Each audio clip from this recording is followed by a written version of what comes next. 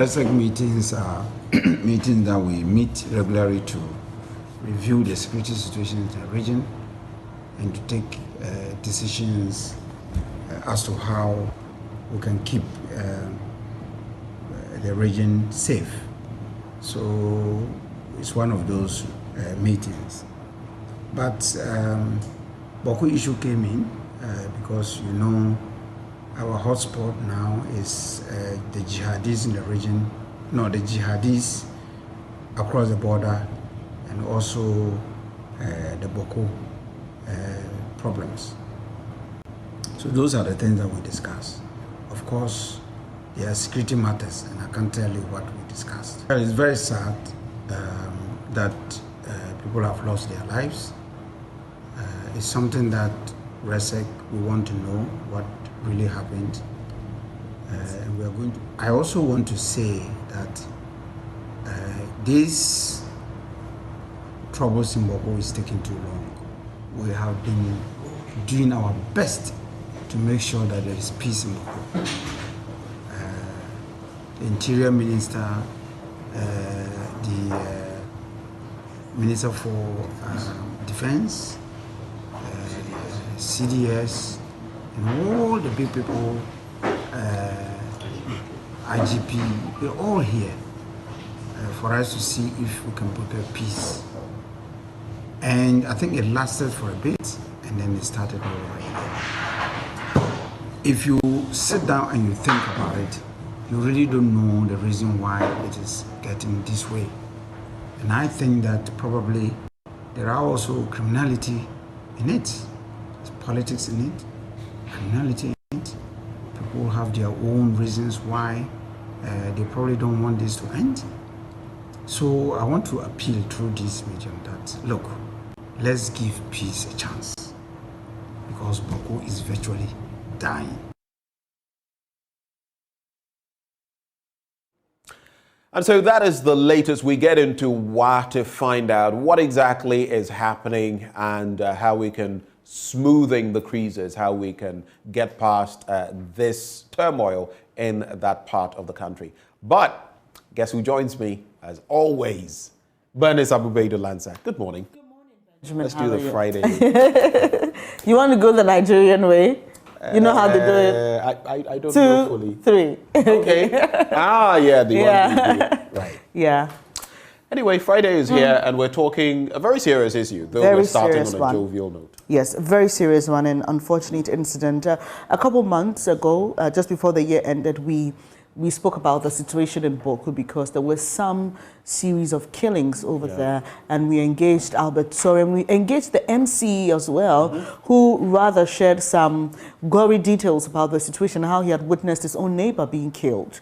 And so we were having conversations about how to find a lasting peace in the area, only this week to be hit by the killing of about some 6 people. Clearly, the people are agitated, they are upset. But what really happened? We've heard from the Ghana Armed Forces refuting allegations of seizing some communities and killing some people.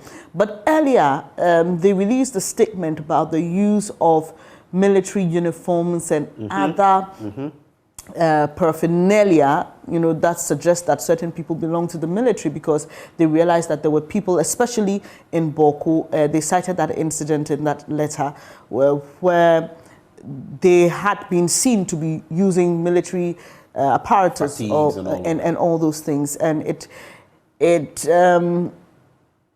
is what led to some allegations that the military was actually involved in some of these things. So, but this morning, we will be speaking to Albert Sorum, because he's been monitoring the situation there for us, to tell us what exactly is happening. We've heard from the minister, who has suggested some possible infiltration of jihadis in neighboring countries. Albert, what's the mood like in Bawku this morning? And beyond what we heard the minister say, what more is being done on the ground to ensure that there are no reprisals? Yes, Benny. So when this first happened 2 days ago, the youth of the area where it happened were very agitated. They were very angry about what had happened because, as far as they were concerned, the people who perpetrated these killings were military people. And we've heard in the past when similar stories were reported that people were killed by men in uniform who the citizens suspected to be military people.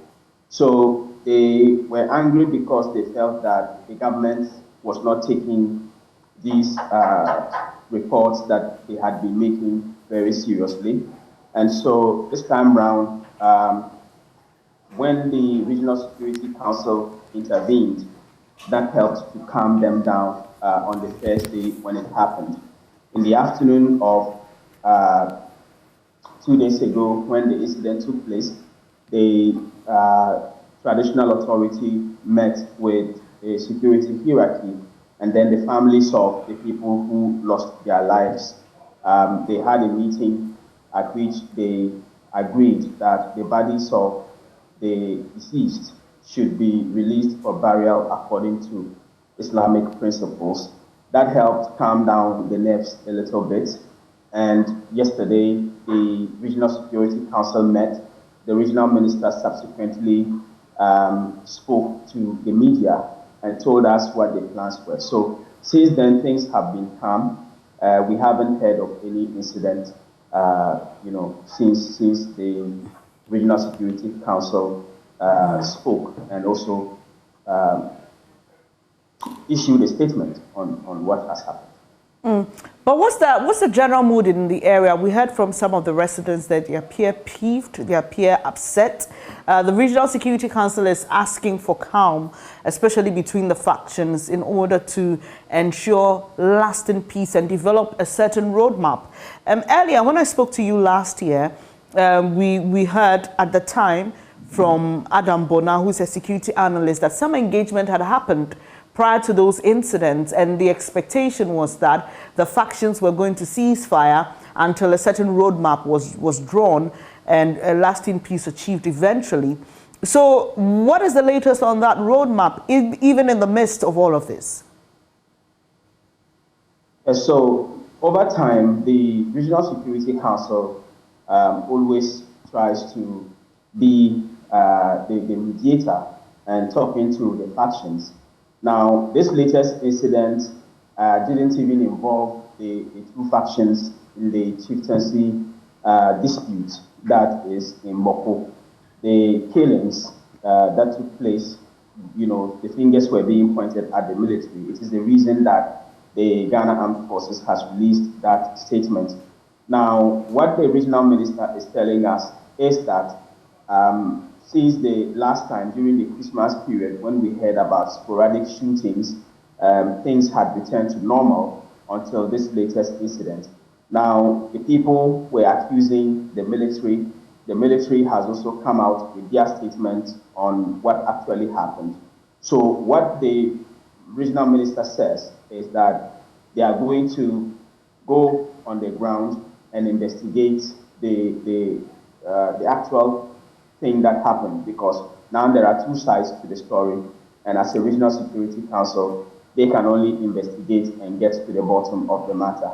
So as far as the two factions are concerned, since around the Christmas when reprisals returned, we haven't heard anything until this latest one. But like I said, this one in particular the killings were not perpetrated because of exchange between the two factions, but people that the citizens believed were military, and the military has come out to explain.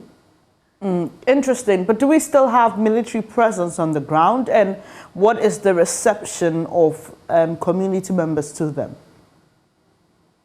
Yeah, so when this happened 2 days ago, the fears were that considering how angry the residents were, they may try to take the law in their own hands and engage in some sort of quarrel, or if you like, try to confront the military. Yesterday, when the Regional Security Council released the statement, one of the cautions they gave in that statement was to the people at Zogin, where this latest incident happened. And the caution was that the Regional Security Council was advising that they should not try to engage the military or involve in some sort of confrontation with the military, because that would result in catastrophe. So we haven't heard of any incidents. The military and other security agencies are still on the ground, and there hasn't been any incident since this recent one 2 days ago. Now, what the Regional Security Council says is that they are going to meet the bereaved families. In fact, the statement actually sent out condolences from the RECSEC to these people, and they say they are going to meet them, try and hear, more of what happened in this latest incident to help in investigations. But the regional minister is assuring that the security are not there just to attack innocent civilians.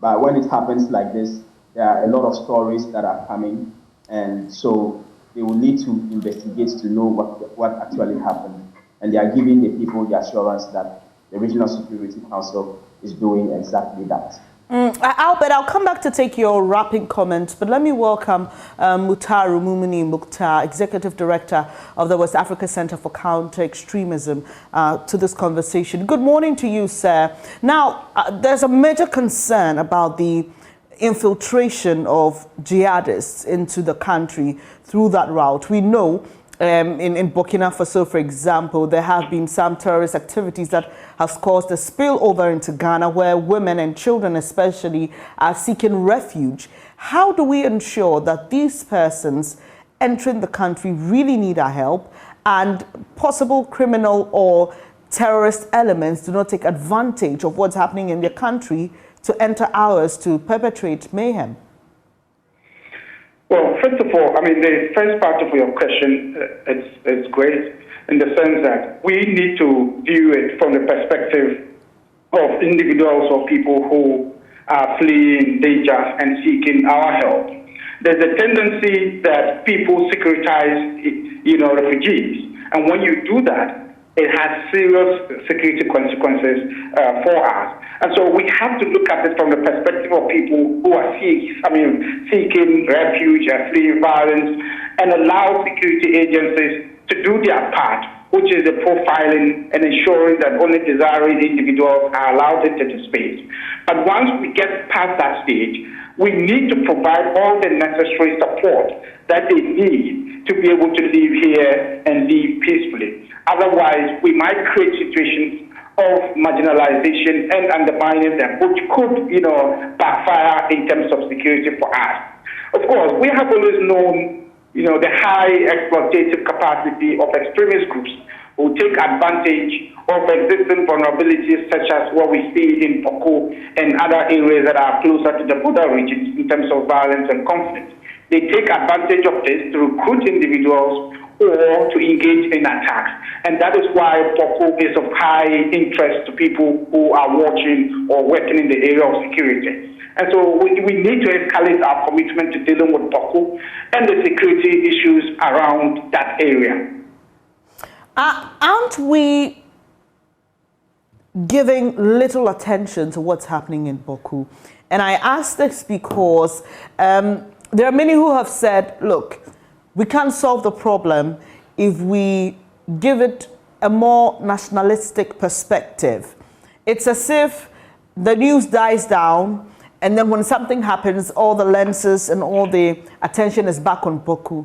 But look at what happened in Gabon, for example, where the president himself took the issue, and it appeared that right from the presidency to the very last person, all efforts were being made to ensure that there will be peace in Gabon.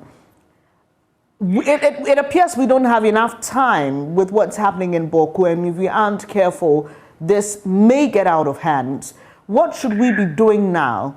A roadmap is being developed, we are told, but what should we be doing in the practical sense of getting peace in Bawku? I think that, to be fair, there has been quite some efforts in terms of dealing with Bawku. Remember, this is a very protracted conflict. It's been a very, protracted for a very long time, since independence and probably even before. And so it's been quite a long time, and there's been a lot of efforts from the perspective of the state. The National Peace Council is involved in several actions, including other civil society organizations and NGOs working in the area. We have worked there, personally, our organization we have worked there before, and we can see the level of engagement and efforts in this. But what we are seeing is, there are a lot of good things that have been done, but done too small and not sustainable. If you remember, like about 4 months ago, when the Minister for National Security, National Minister of Interior, and other higher government delegation went in there with the view or objective of meeting all stakeholders and, finding ways to calm the tension and bring about stability to the area. Immediately after that, we saw some calm, but this calm didn't last. It stayed on for about 6 weeks, and then we went back into violence again. If we were to sustain that kind of engagement, we may have prolonged the state of peace and state of stability in that area. And this is just one example. There are several examples of intervention that seem to bring results, but those results were short-term, they were ad hoc because the efforts were not sustained. And so we need to be able to sustain this effort. Let's look at what do we move on. What is the next step? What are the next steps in terms of dealing with Bawku? First of all, there are some fundamental things that we need to look at. So, for instance, you have the use of the people of Bawku accusing the military or the security services of involvement in this, in terms of the violence and the killings. And the military comes out to issue a statement to deny that. Now, we understand in conflict and war situations, one of the major casualties is the truth. Depending on who you listen to, the narratives favor them. At the moment, whoever is telling the truth, it doesn't really matter now. What is important is that the reality is that there's been damage to goodwill between the security forces and the local population. And we need to be able to restore that, irrespective of what has happened. We need to engage in actions and activities that are aimed at restoring goodwill and support from the local population, to trust that the security services are there, not as a party to the conflict in any way, but as people who are meant to maintain stability and peace in the area. Secondly, this is a conflict among young people. In recent times, we've seen young people leading the actions in terms of the violence and the killings. But these groups are quite fluid. We do not have, centralized leadership for either party. And so it's very difficult and complex to engage these leaders in a manner that can trickle down in terms of impact of those kinds of engagements. So we now need to bring in the role of legitimate voices much louder and much more pervasive than before. And when I say legitimate voices, I'm talking about, the Nigerians. We need to get Nigerians' voice much louder and more pervasive in this. We need to get, Bawku Nabe's voice much louder and more involved in this. That way, we may be able to bring about some sense of calm and some sense of stability to engage in meaningful peace-building work. Those are very fundamental things we need to be able to do, to be able to pave the way or build an environment that is good enough for peace-building activities. You would see that after this alleged killings of people in Bawku, seeing several videos and audios that are coming out of the area. These are young people who are engaged in very provocative and incendiary commentary against each other. And that has been a tactic that's used in provoking the violence in the area. We have seen very little done to clamp down on these kinds of activities, these kinds of engagement. We need to criminalize those encounters to ensure that we bring about stability. We haven't done that, and we haven't done enough of those activities. And so it's very difficult to have any meaningful engagement in Bawku at the moment. The last time I engaged the chairman of the National Peace Council on this issue, He himself appeared quite frustrated. As a reverend minister, he tells us that even pastors from his church posted to the area want to leave. There are teachers who want to leave. There are nurses who want to leave. And shortly, Albert will be updating us on what is happening with all these social activities. But for you, what should the next major step be?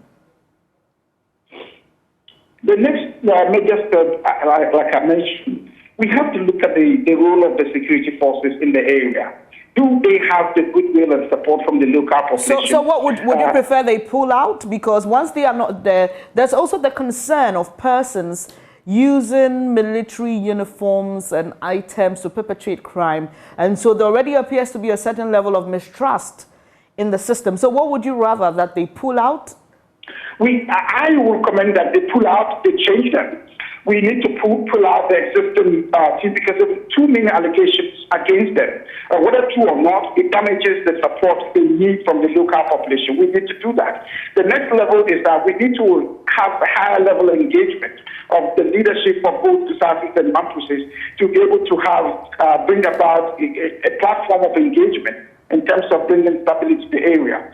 On a very broad term, we need to have a blueprint, a national level blueprint that engages on this conflict. We haven't had enough, national spotlight on the Bawku.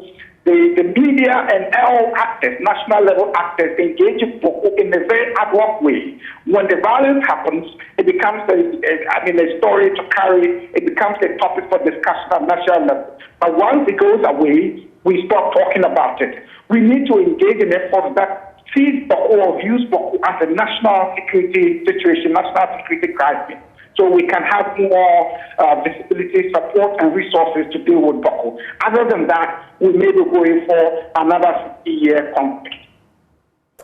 Thank you so much for your time this morning. Mutar Mumini Mukhtar is Executive Director for the West Africa Center for Counter-Extremism. Albert, let me end the conversation with you. What's happening to school children? What's happening to nurse and pregnant women? How are they coping amidst all of this? What really is happening to social activities in Bawku?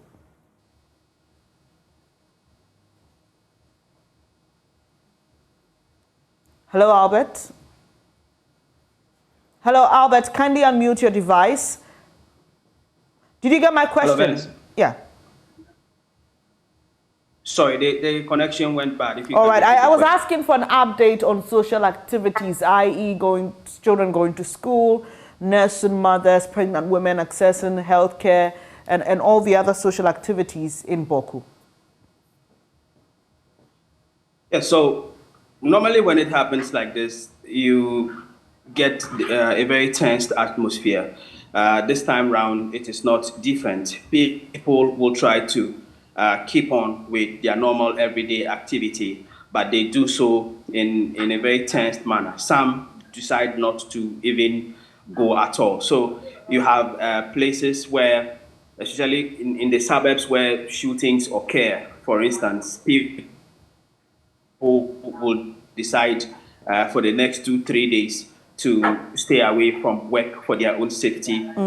Sometimes, people cannot go to work even because of that. It's this time around, it's not different. Even though they are going about their normal everyday activity, you sense that there's a very tense atmosphere as we speak. Albert, we'll leave it here. Albert Sorry is our man in the Upper East region. He's given us a sense of what's happening in Bawku and what the people are having to deal with as a result of that. We'll keep our eyeballs there and let you know what happens, especially with the roadmap that is being developed to ensure that there's lasting peace there. Now, the news review, you saw that earlier with Benjamin and Brace, is brought to you by Endpoint Homeopathic Clinic. We are offering free prostate screening and free female fertility screening. You can locate the clinic, Accra, Spintex opposite Shell signboard, Kumasi, Kronoma Buenhia behind Angel Educational Complex, Takrade Anaji Estate, and in Tema Community 2, Techiman, Hensia, Isiama in Nzema. You can call 0244867068 or 0274-234-321. Endpoint Homeopathic Clinic, the end to chronic diseases. And water is life. Awake is premium purified water, treated through a strict purification process to ensure that every bottle on the market refreshes you better. We have the perfect sizes for all occasions and purposes: 330 ml and 500 ml bottles to fit your pockets and bags, 750 for heavy drinkers, and 1.5 liters for those who always want more. Our 19-liter jar bottles are ideal for homes and offices. All you must do now is drink Awake Purified Drinking Water wherever you go. Choose a bottle of Awake Purified Drinking Water today and get quality hydration. Awake Purified Drinking Water, one for life. Remember, for every bottle you purchase, an amount is donated to the National Cardiothoracic Center. Another quality product by Casapreco Company Limited. Please call 026-235-1251 for bulk purchase. This advert is FDA approved. It's now time to get interactive with you. We'll do so right after this.